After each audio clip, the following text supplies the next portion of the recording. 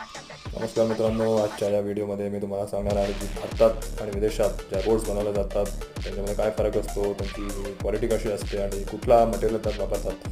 तर मित्रांनो, जर तुम्ही भारतात ज्या मोस्टली ज्या रोड्स बनवल्या जातात त्या असतात डांबरीकरण रोड्स असतात. डांबरने बनवलेल्या खडी टाकतात, हाय डिग्री टेम्परेचरवर कंटेनरवर तो डांबर बनवतात आणि मग त्याचं टार बनवून त्याचं डांबर बनवून त्याला रोडवर टाकतात. हा शॉर्टकट झाला आणि रोडची क्वालिटी सुधारत नसते. जास्त वेळेसाठी जास्त काळासाठी या रोड्स टिकाऊ नसतात. आणि दुसरीकडे ज्या तुम्ही हायवेवर जे आपण रोड्स बघतो ते असतात कॉन्क्रीट रोड्स. त्यात पावसाचा काही फरक पडत नाही आणि जास्त काळासाठी त्या रोड्स टिकतात. आणि विदेशात पण कॉन्क्रीट रोड्स बनवतात. तर भारत सरकारने जे की आपल्याकडून एवढा टॅक्स कलेक्ट करते त्यांनी डांबरीकरण नाही केलं पाहिजे रोडचं. उलट कॉन्क्रीट रोड जे की वर्षानुवर्ष चालतील अशा रोड बनवल्या पाहिजे.